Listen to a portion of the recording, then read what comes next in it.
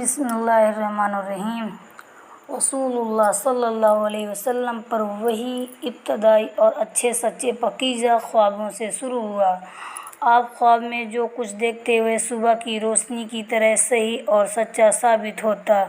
پھر من جانب قدرت آپ تنہائی پسند ہو گئے اور آپ صلی اللہ علیہ وسلم نے غار حرا میں خلوت نشینی اختیار فرمائی اور کئی دنوں اور رات وہاں مسلسل عبادت اور یاد الہی و ذکر و فکر میں مشغول رہتے، جب تک گھر آنے کو دل نہ چاہتا تو ہمراز لیے ہوئے وہاں رہتے۔ تو ہم ختم ہونے پر ہی اہلیہ محترمہ حضرت خدیجہ رضی اللہ عنہا کے پاس تشریف لاتے اور کچھ توس ہمراز لے کر پھر وہاں جا کر خلوت گزیر ہو جاتے۔ یہی طریقہ جاری رہا یہاں تک کہ آپ پر حق منکشف ہو گیا اور آپ غار حرا ہی میں قیام پذیر تھے کہ اچانک حضرت جبریل علیہ السلام آپ کے پاس حاضر ہوئے اور کہنے لگے کہ اے محمد پڑھو۔ آپ فرماتے ہیں کہ میں نے کہا کہ میں پڑھنا نہیں جانتا۔ آپ صلی اللہ علیہ وسلم فرماتے ہیں کہ فرشتے نے مجھے پکڑ کر اتنی زور سے کھینچا کہ میری طاقت جواب دے گئی۔ پھر مجھے چھوڑ کر کہا کہ پڑھو۔ میں نے پھر وہی جواب دیا کہ میں پڑھا ہوا نہیں ہوں۔ اس فرشتے نے مجھ کو نہایت ہی زور سے کھینچا کہ مجھ کو سخت تکلیف محسوس ہوئی۔ پھر اس نے کہا کہ پڑھو۔ میں نے کہا کہ میں پڑھا ہوا نہیں ہوں۔ فرشتے نے تیسری بار مجھ کو پکڑا اور تیسری مرتبہ مجھ کو کھینچا، پھر مجھے چھوڑ دیا اور کہنے لگا کہ پڑھو۔ اپنے رب کے نام کی مدد سے جس نے پیدا کیا اور انسان کو خون کی پھٹکی سے بنایا، پڑھو اور آپ کا رب بہت ہی مہربانیاں کرنے والا ہے۔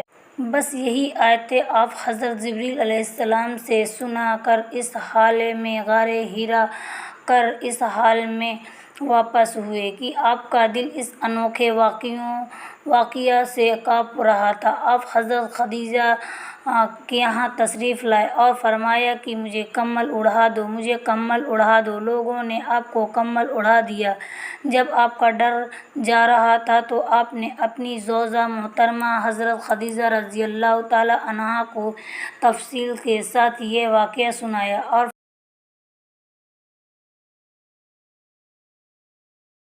فرمانے لگے کہ مجھ کو آپ اپنی جان کا خوف ہو گیا ہے۔ آپ کی اہلیہ محترمہ حضرت خدیجہ رضی اللہ عنہا نے آپ کی ڈھارس بندھائی اور کہا کہ آپ کا خیال صحیح نہیں ہے، خدا کی قسم آپ کو اللہ کبھی رسوا نہیں کرے گا۔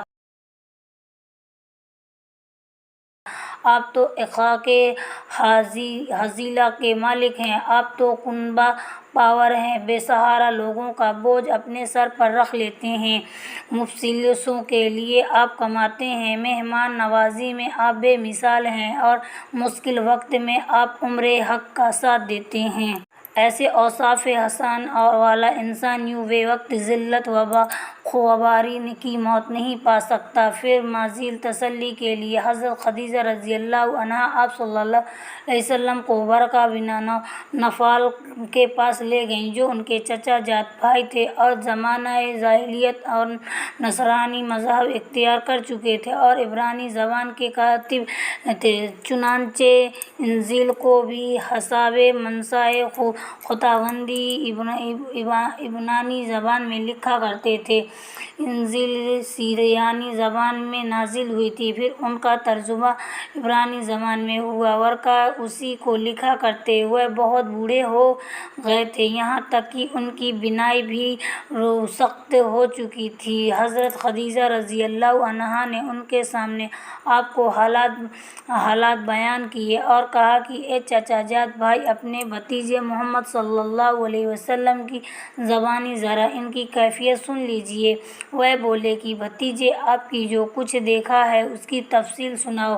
چنانچہ آپ صلی اللہ علیہ وسلم نے از اول تا آخر پورا واقعہ سنایا، جسے سن کر ورقہ بے اختیار ہو کر بول اٹھے کہ یہ تو وہی ناموس معزز رازدان فرشتہ ہے جسے اللہ نے حضرت موسیٰ علیہ السلام پر وحی دے کر بھیجا تھا۔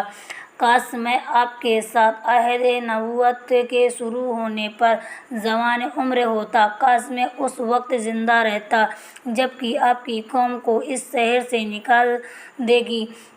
رسول صلی اللہ علیہ وسلم نے یہ سن کر تعجب سے پوچھا کہ کیا وہ لوگ مجھے کو نکال دیں گے، حالانکہ میں تو ان کے صادق و امین کا مقبول ہوں؟ ورقہ بولا، ہاں یہاں سب کچھ سچ ہے، مگر جو شخص بھی آپ کی طرح امر حق لے کر آیا، لوگوں نے اس کو دشمن ہی ہو گئے ہیں۔